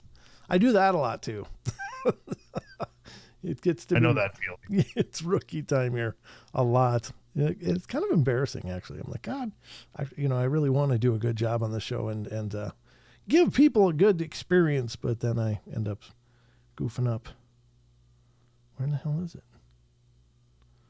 Where is it? Let's pull this up. Why isn't, wait, it's not on this one. That's why. It's the wrong browser. It's not that one. It's not that one. Is it one of these? Yes, it is. There it is. Okay. Found it. That's the other problem with lots of tabs. All right, ladies and gentlemen, this is the Cryptid Corner. This is our discussion and exploration of all things cryptozoological, which, if you're not familiar with the term, just means creatures or beings that haven't been authenticated or verified by our established sciences, but yet there's tons of reports and experiences with things like Bigfoot, Dogman, pale crawlers, puckwudgies, gnomes, giant owls, thunderbirds, Nessie, Ogopogo, etc. Any of the creatures out there, we call them cryptids. And most everybody calls them cryptids if you're familiar with the field. So it's not like we coined the term, but we use it here. So we're going to start the journey on Sasquatch Chronicles, and this may be the whole journey, actually, because Wes has done several of these. We read them just the other night. Again, check out Sasquatch Chronicles blog, ladies and gentlemen. Wes does a hell of a job over here, and he does a lot of articles and a lot of supplemental information, and he also highlights other people's submissions from other shows, and it gets to be a great repository for some amazing information, including sometimes mine, which is even more amazing. So anyway, let's get into this Sasquatch Chronicles, the blog. We're going to go to the November 18th reports that Wes put together, the 2001 Marble Mountain sighting. And this is a pretty famous sighting where a huge figure was silhouetted on a ridgeline. And let's see what happens. And it's, what is the, I want to check the zoom. What's the zoom? Yeah, it's zoomed, right? Okay. I thought it was okay, but I wanted to make sure. I usually go to 150. As I'm getting older, Dave, my eyes are getting weaker. Well, you are beautiful, though. Oh, you do go on. I love it. Thank you, brother. All right. In July of 2001, a Boy Scout troop and their leaders from Southern California reported seeing a tall, dark, humanoid creature walking along a distant ridge in the Marble Mountains of Northern California. The encounter was filmed, and the video later became known as the Marble Mountain Bigfoot video. It remains one of the most analyzed pieces of Bigfoot footage today. The Marble Mountains wilderness near the Klamath National Forest, Siskiyou County, Northern California, is extremely remote, dense forest, deep valleys, high elevation ridges. Historically, this region has produced many Sasquatch reports. The footage was taken by Jim Bob Padilla, or Padilla, I'm not sure how he pronounces that, a scoutmaster leading a Boy Scout backpacking trip. His troop, about 15 scouts and leaders, were in the mountains on a multi-day hike. Before seeing the creature, the group encountered a large, elaborate stick structure near their campsites, A-frame style shelter made of stacked logs and branches. It was roughly 6 to 7 feet tall and much larger and more complex than any survival shelter the kids or typical hikers would build. No human tools or cut marks were found, And Jim Padilla said several scouts felt really uneasy about it. Padilla, I think it's Padilla. Padilla? Yeah. Padilla? Is that how you'd say it? Okay. Filmed the structure thoroughly, remarking that it did not look man-made in the normal sense. Well, that night, the scouts reported strange screams in the distance, heavy movement in the brush, and the sensation of being watched. They also reported rocks falling or being thrown nearby, according to later interviews. None of these were caught clearly on video, but the troop said multiple members experienced it. Late morning and in clear sunlight, the troop was positioned across a valley, facing a ridge about 3/4 to a mile away, and Padilla zoomed in on a dark figure walking left to right across the slanted mountainside. Features described by the witnesses and seen in the footage were fully upright bipedal posture, consistent dark coloring from head to toe, and long ground-covering strides, swinging arm movements, broad shoulder outline. It appeared very tall, and Padilla later estimated 6.5 to 7+ feet based on tree and rock scale, and did not appear to be wearing a pack or bright clothing like a hiker. Padilla tries to steady the camera while zooming in and out as one scout yells, "It's walking like a man." And Padilla later said it was tall, long arms, and had very broad gait. These proportions were much different from a normal human silhouette at that distance. The 2001 Marble Mountain sighting remains one of the most intriguing Bigfoot encounters ever recorded. While the video lacks the clarity to be conclusive, the circumstances, a large figure, remote ridge, multiple witnesses, strange shelter, and length of footage keeps this sighting high on many researchers' credibility lists. There is a video, and this is coming from Purple Grizzly, a Purple Grizzly channel. I'm sure it isn't theirs, but it's one that they're featuring. So thanks to Purple Grizzly. Let's take a look at the video. All right, let's get rid of that. I just want to get to the actual part of the footage. Here it is. And there it is. Okay. So this is the actual. Oh my word. Bigfoot's walking down right now. Uh-huh. See, he's standing taller. Uh-oh! I'll get back to camp. We see something moving on the hill above. Run! Where? Where is it? Is it like where those trees, like right on the other on the right side of it? No, it stopped and it's looking at us. It's kind of looking at us. I don't see it. Moving now. The trees. It's to the right of them. Throw They're a just rock walking that at way. it. I'm going to kill the sound because the sound is really crispy and crunchy and annoying. But there it is. It's up on that silhouetted on that ridgeline, and I don't know. What's your take on this one, Dave? Do you have any feelings about this?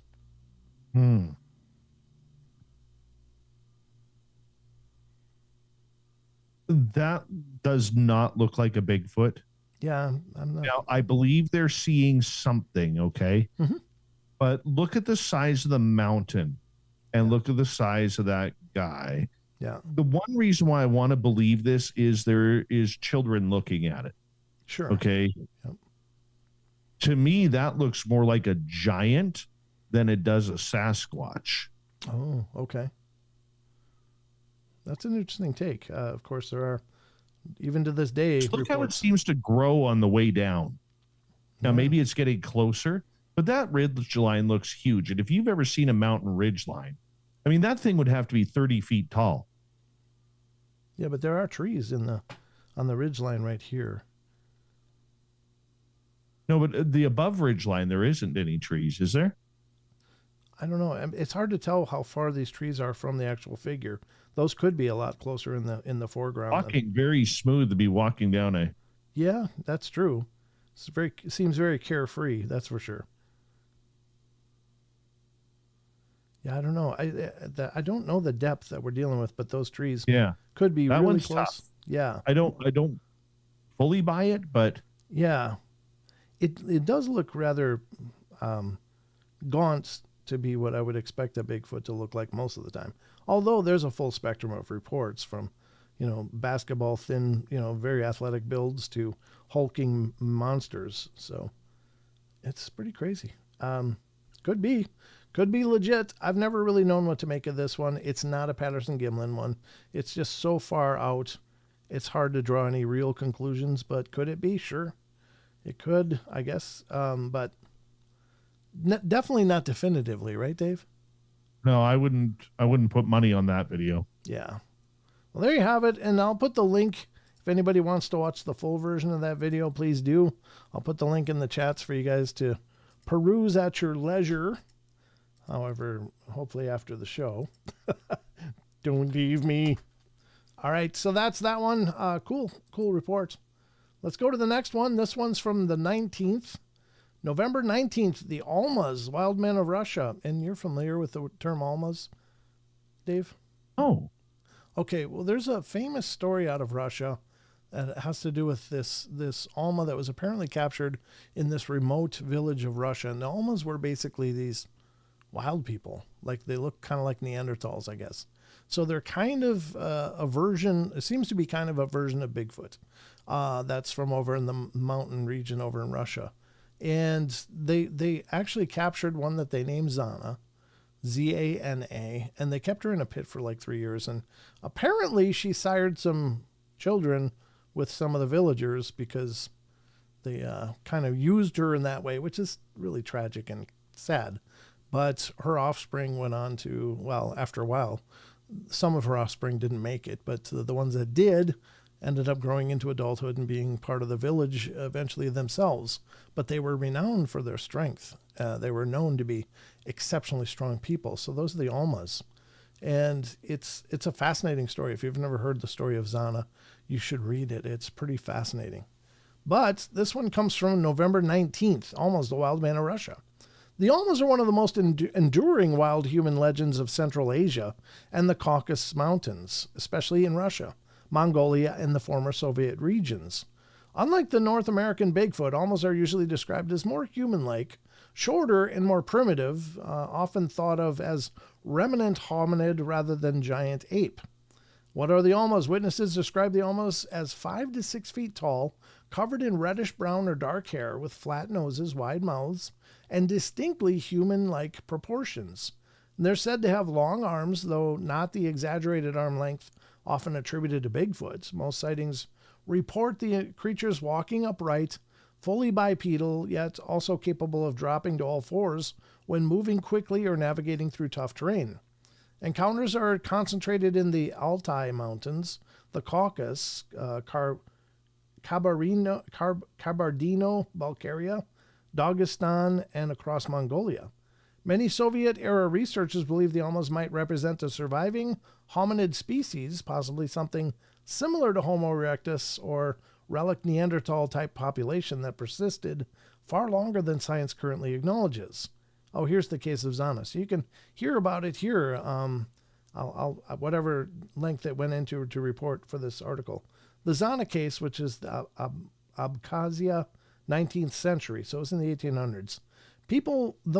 Perhaps the most well-known Almasty account centers on Zana, a wild hair-covered woman said to have been captured in the late 1800s near the village of Tkina in Abkhazia. I'm screwing up these names, terrible, sorry. Witnesses describe her as immensely strong, unable to speak, and covered head to toe in reddish hair. According to local accounts, Zana lived among the villagers for decades. Not by choice, by the way. They kept her in a pit for 3 years until they broke her spirit. So it wasn't a gentle, loving thing at all. And even bore several children with local men. Her children appeared fully human, but were noted for their unusual strength and hardiness. In the 20th century, Soviet researchers interviewed Zana's descendants and examined graves believed to be connected to her story. Whether the tale is rooted in fact or folklore, the Zana case remains one of the most iconic and debated pieces of the Almas legend. And then there's the 1941 Red Army soldier encounter in the Russian Caucasus, and this is an interesting one I remember hearing about years ago too. According to C.G. Kaufman's paper, The Almasty, Yeti of the Caucasus, a report exists of an unusual sighting during the winter of 1941 in Dagestan. The military patrol reportedly intercepted a male creature of human appearance covered in thick hair. At first, they assumed it was an escaped prisoner, but the closer they looked, the stronger it became that the figure was barefoot, naked, and completely covered in long hair, with arms that swung noticeably low as it ran. Examined by a Soviet military doctor, I think they backed it into a cave and where they shot it, so they did actually take it out. The report further states that Lieutenant Colonel V.S. Karpathian, a medical officer, was summoned to examine the creature. The examination reportedly took place in a shed, as it could not be kept in a warm room. I guess maybe it was alive. Okay. He had sweated so profusely that a cooler environment was necessary. The creature was described as approximately 5 foot 9 inches tall, with a human-like build, bare feet, and dark brown hair, around 2 to 3 inches long, covering its chest, back, and shoulders, while its palms and soles remained hairless. Karpathian allegedly remarked that the creature's eyes were dull and empty, the eyes of an animal, giving it an appearance that was like an animal and nothing more. It was said that the creature was eventually shot. Okay, so it did eventually get shot, okay. Though the circumstances and details remain unverified, Soviet-era documents note that this incident wasn't isolated. Border guards throughout the region reported similar sightings during the war. 1950s and 1960s Kabardino-Balkaria sightings. During the 50s and 60s in this area, the Caucasus emerged as a hotspot for Almasty reports. Locals and shepherds describe human-like creatures standing 5 to 6 feet tall, covered in thick hair, like a bear but shaped like a person. Witnesses often saw them watching from rocky outcrops, quietly observing herds and foraging, collecting berries, and digging for roots. Most notably, 1963 recounts two Almasty walking along a ridge at dusk. The witnesses later commented that they appeared too upright and too human to be bears, leaving a lasting impression of a creature both wild and eerily human. And then we're going to go to 1965. This is Soviet scientist Pyotr Kozlov and Boris Porzhnev set out to investigate numerous Almasty reports across Mongolia. One of the most striking accounts came from a nomadic herder, not hurt her. One night, something reportedly shook his yurt, startling him awake, and stepping outside, he saw a hairy, bipedal figure crouched near his horses. The creature fled on 2 legs, leaving behind human-like footprints that were shorter and wider than a typical man's. Despite collecting detailed testimonies, the expedition found no physical evidence, leaving the sighting as mysterious as it was chilling. Now we're going to the 80s and then eventually the 90s here. During the 80s, Soviet border posts along Georgian-Russian border reported a series of unsettling encounters. Guards described tall, naked, hair-covered figures approaching outbuildings under the cover of night, sometimes raiding gardens or livestock feed. On occasion, soldiers using spotlights observed a large male Almasty shielding a smaller one, before both vanished up a steep slope at remarkable speed. Witnesses consistently described them as hairy people, not animals. These reports were considered credible enough to be recorded in official military logs, underscoring the seriousness with which the Soviets treated these mysterious sightings. And then we're going to Lodeki National Park encounter, which is in Georgia in the former USSR. While conducting field work in the Lodeki National Park, a biologist reportedly observed a female Almasty with a young offspring, and both creatures were quietly foraging for insects under stones. When the mother suddenly noticed him, she let out a short, sharp warning call, and both vanished silently into the dense brush. The witness was adamant that the creatures were not bears, emphasizing their human-like faces and body proportions, making the encounter both eerie and unforgettable. In 2013, a hunter reported a close-range encounter with a brown-haired human-like figure standing quietly by a river before slipping silently into the forest. Unlike the towering 8 to 10-foot North American Sasquatch, Almas are generally much more human-like in appearance, smaller, typically 5 to 6 feet tall, occasionally observed in family groups, reportedly capable of primitive tool use, according to local accounts, and often not seen not as monsters but as a rough ancient people. Because of these traits, many researchers consider the Almas the most hominid-like wild man legend in the world. There you go. That's good information. Very well done. That's great. Yeah. And it also goes to show how these Sasquatch-like creatures just seem to be everywhere. I know. Under different names, under different categories, but they all seem to be some sort of tall, hairy hominid. Yes. Yep. That's really always something that's really profoundly interesting to me, and especially we see it a lot with Bigfoot versus Yowies in Australia. Yes. And the thing is that, okay, they may have a common ancestry, like they were somehow, they both ended up where they are through some ancient travel route or whatever, but they probably had a common ancestry. Now they've been apart for maybe tens of thousands of years, and yet you'd be hard pressed to find any key differences between Yowie reports and observed Yowie behavior and Bigfoot's Sasquatch reports and Bigfoot Sasquatch observed behavior. They are just interchangeable.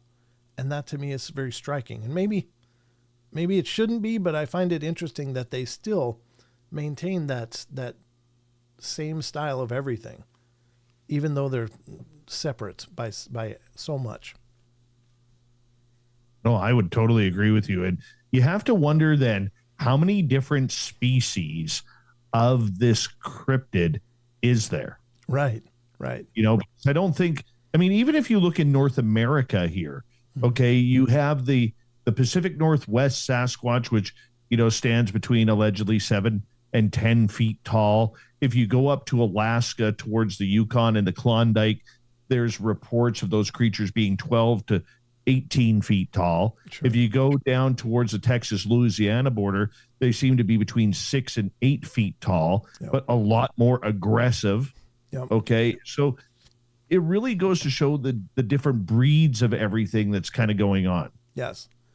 Yeah, I know in biology there's something called Bergman's law, which is that, like, say, for instance, any singular type of deer, the closer they are to the equator, the smaller they'll be, and yet they grow systematically bigger the further away from the equator where they live. And it seems to be consistent also with Sasquatch in that case, right? Absolutely. Yeah. I think that's fascinating stuff. It's just so much to understand and to unpack with these topics, but it's really cool. Yep. Very exciting. Very exciting stuff. I think we got time maybe for one more, and that'll be about the show, as it turns out, ladies and gentlemen. And this one's a little longer. I don't think I can get this one in before the end of the show. Let me find a little bit shorter one. Yeah, this one will be good. Let's do this one. It also has a little video portion, which is recorded howl from Georgia. So let's check this out. November 21st, listen, recorded howl from Georgia.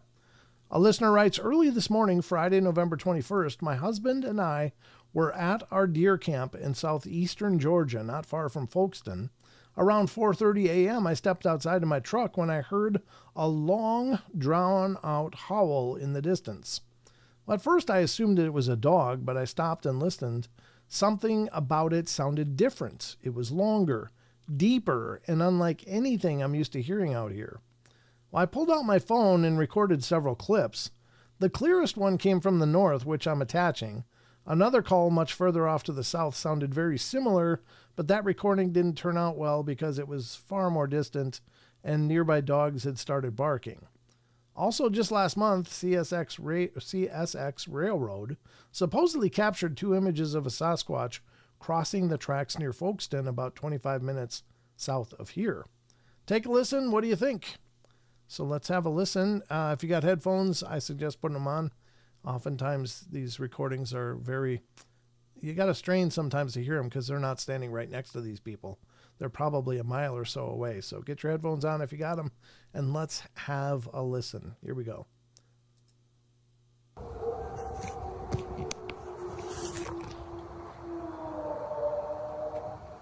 Ooh.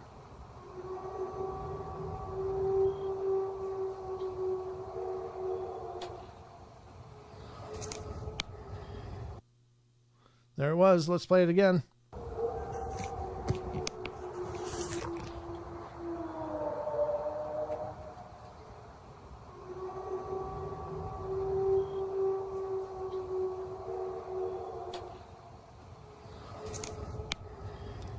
Yeah, that's pretty profound. Any thoughts on that one, Dave? That one feels real. It does, doesn't it? Totally feels real. Yeah. I've heard something similar like that Ooh. in the forest before. Have you? The one I heard was a little bit more growly and roaring type. Oh, geez. If I were to say that sounded any other creature, it's wolf-like. Mm-hmm. Okay, without the high pitching. Yeah. So could be either. I'm not sure. I was counting that second howl, and even though the dogs come in and barking on top of it, I think it's the howl is still sustaining underneath. So it's like a 7 to 10 second howl. So that's pretty long, a pretty long vocalization for like a wolf. Not that they couldn't do it, but I would imagine theirs would be shorter than that. The article goes on and says, not far from where this recording was made lies the Okefenokee National Wildlife Refuge, one of the largest and most untouched wild areas in the southeastern United States, stretching across South Georgia and into northern Florida. The refuge protects much of the Okefenokee Swamp, a vast peat-filled wetland often called the Land of Trembling Earth.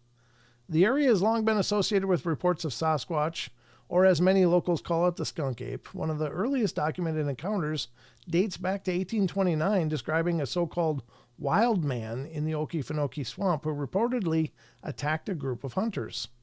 Key features of the Okefenokee is it's approximately 680 square miles, so it's very big, over 400,000 acres.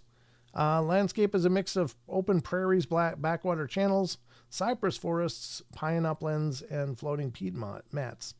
And it's formed over thousands of years as peat accumulated within the shallow sandstone basin. So there you go. That's pretty cool. I think I mean, it's a profound vocalization. Wow. That's really a good recording because, this is, again, flip out your cell phone. And again, if you have the presence of mind, if you hear vocalizations, get out your phone, give it a shot. The worst case is that it won't be really usable, but best case, you might have some evidence to add to the pile. I know it's not always easy to think of that because, most people have cell phones and could grab camera pictures, but it's like, who has the presence of mind to do that when you're shocked? But anyway, I don't know, brother. That's going to be about the journey tonight. Did you have a good time, Dave?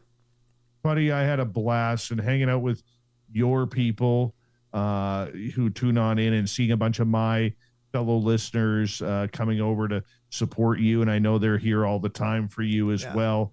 So I just think it was absolutely awesome and really appreciate you giving us the opportunity to hang out with you. It's been way too long. And I promise you, as we go into winter, we'll do it a lot more. Very good, man. I always got a seat for you. Just let me know when you're available and vice versa. If you need me, let me know, brother. But of course, that's why you're the best, buddy. I appreciate it, man. Well, ladies and gentlemen, that's going to wrap it up for us here on the portal. But again, if you're not familiar with Spaced Out Radio, go over to youtube.com/Spaced Out Radio and you will find Dave and his show, and it's absolutely exceptional. And Dave streams live Monday through Friday nights, and exceptionally good program. Wonderful crowd, wonderful people, wonderful information. So support what he's doing if you're not doing it already. And if you're from Dave's audience and you're here because Dave's here, feel free to subscribe. Stick around. Love to have you stick around here as well. So that's going to do it for us, ladies and gentlemen. So remember, we love you all. Be good, be kind, be nice. Take care of each other. Help each other out. Find the magic in every day. And remember, laugh as much as you can. Until next Wednesday when we'll be live again, y'all take care of yourselves. Good night, everybody.